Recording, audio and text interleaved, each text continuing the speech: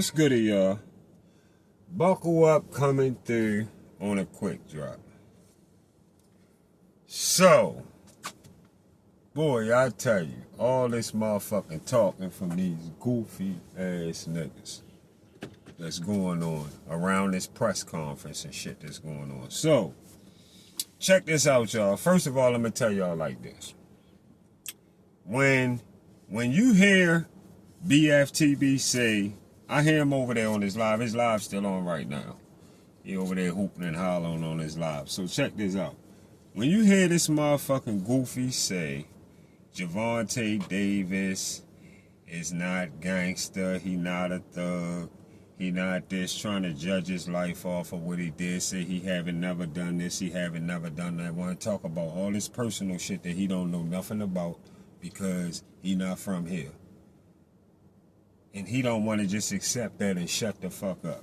So just know, ask BFTB, is he welcome to Pennsylvania Avenue to say that, or would his bitch ass come here and tell that to Tank face? And you will realize, you will see in his actions that'll always be a no. Or just come here and say it, period. I could guarantee y'all that they drag BFTB bitch ass up and down that block, up and down that motherfucking block, and fuck around and had that boy sent away in a motherfucking ambulance with lumps and shit all across his forehead and his jaw broke. Real shit. In about like a little 3 to 5 minute period. It's crazy how he sit there and run his bitch ass mouth. Yeah, and talk about here like you really know something. Like you really know something when you was a whole fucking nobody. I can't believe that you even waste time doing that shit. Knowing this place, you have nothing to do with this place. And why you keep trying to tell us about Tank like it means something from coming from you, I don't understand your delusional dummy ass. Why would anybody listen to you about Tank lifestyle, how he grew up, or anything? Why? You are not the motherfucking plug. Not at all. Not at all. And like I said, your goofy, bitch-made ass would never come here physically and say the same shit you saying out your mouth right now on your live down in front of that Upton gym. That's something that we know you won't do. Put that on your task and show people that you will do that on your live show. Since you sit there and talk like you so tough knowing you was a whole fucking bitch. Real shit. Real shit. Now, let's get to this part. Knockout Boxing 86. So, Knockout Boxing 86 he must be kind of slow. He must be kind of slow.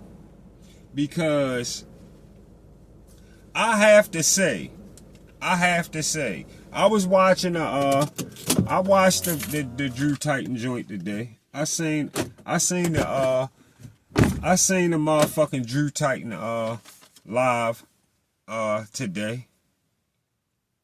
Speaking in Knockout Boxing 86 defense, saying Tank shitted on Knockout Boxing 86, which he did as a fan, or as a fan or big supporter like Knockout is of Tank. So Tank basically told y'all to shut the fuck up and stay in your place as what he would call a quiet fan. He wants you to be a quiet fan, shut the fuck up and stay in your place. That's how he talked to the people that put him where he at right now. Keep paying your money to watch him. Pay your money to watch him fight, which Knockout Boxing was pretty much supporting all this time. Pay your money to fight, watch him fight, but shut your fucking mouth about him fighting the opponent you have interest in Tank fighting. So you being a customer of the sport, you come into the store and you say you want this and you want that, and you willing to spend your money. But in this situation, Tank said you have to shut the fuck up and give you what he wants to give you for your money. That's basically what he just told you. That's how that situation works out. That's how I see that. So, Knockout Boxing 86, you want to see Tank fight Shakur? You want to see him fight T.O. or Devin? You want him to fight Shakur, T.O. or Devin? And he said, and Tank said, Shakur haven't done enough. He said he ain't done enough. And he said, what did Shakur look like in his last fight? That's what he just hollered to the man that asked him about Shakur at the press conference. What did Shakur do in his last fight where he won? That's why I just put the short out, y'all. If y'all missed that short that I got out where where I didn't get what the fuck Tank said all that to say that Shakur won. He won. That's what the laugh was about at the end. He won. You said, what did he do in his last fight? And everybody in there said he won. And he did. He won. Real shit. You say, what did Shakur look like in his last fight? He won, and Tank took a knee in his last fight. Tank, you say, what did Shakur do in his last fight? And Knockout Boxing can't be honest enough to just agree with what's real. Shakur won his last fight. Tank took a knee in his last fight. Tank cherry-picked Lamont Roach, which was a fight that nobody was ever asking for. Nobody was never asking for that. And he cherry-picked him from one division lower than the weight division Tank fight in. He cherry-picked him from 130. Tank fight at 135. You cherry-picked this guy, and he comes so close to beating Tank that they called it a draw. They called it a draw, Knockout Boxing 86. And after seeing the Lamont Roach performance, the fans began to like Lamont Roach and beg to see a rematch since they ended up getting a draw. And even yourself said that, Knockout Boxing 86.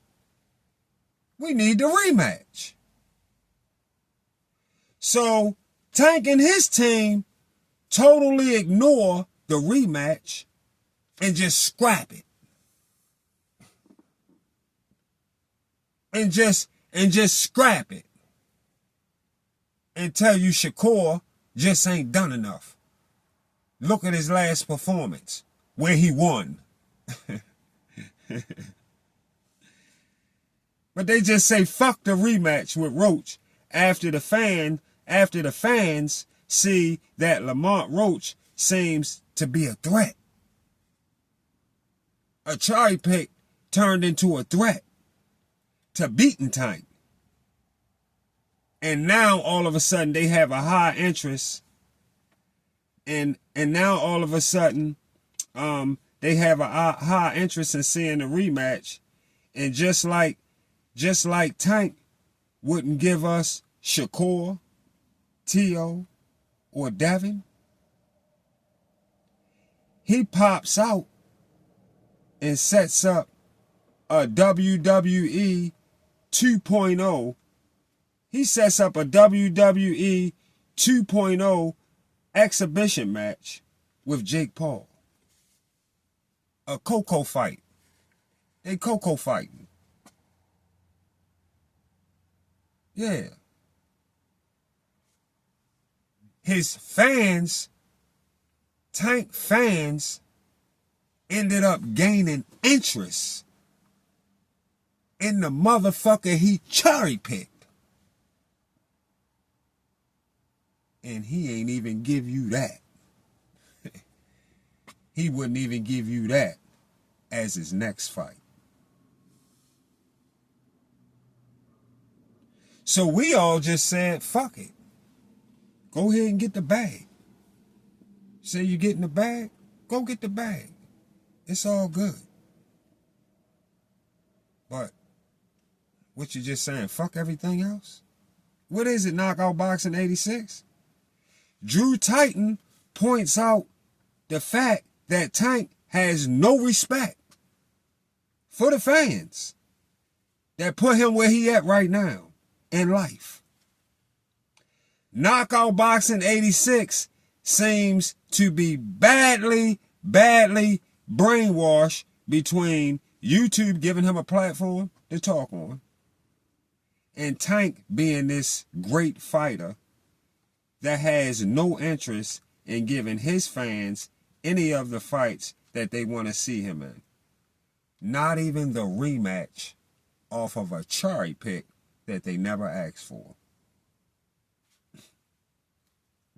And the funny part about it is they talk like fuckboys because you know why? Because they fans of fighters and not fans of the sport of boxing. Talking about Drew Titan and Knockout Boxing 86. Drew Titan got Devin Pickle at this point in his mouth, like BFTB. BFTB and Drew Titan both sharing that pickle. They both going back and forth on that pickle. They got that pickle in their mouth. And Knockout Boxing 86 had Tank Pickle in his mouth. You feel me? Instead of just being like a motherfucker like myself who just put cash against one of my top fighters and lost with Bud versus Canelo. Yeah. I bet against Bud. Somebody, you know, I bet with all this time, I fuck with all this time. All my videos show how much I fuck with Bud and everything. But goddamn, Buckwall Boxing Talk bet against Bud. Because I'm a fan of the sport of boxing. That's why. I'm a fan because I'm a boxing fan. I'm a sport of boxing fan. And not just a fan of a fighter. Not just a fan of a fighter. And that's why the plane crashed on both of you goofballs. That's why the plane crashed on you goofballs. Because you niggas is steady holding pickles. Instead of being fans of the sport, you steady holding pickles. Learn to become fans of the sport, and you won't find your dumb ass self in situations like y'all found today on Drew Live. See y'all on the Get Back.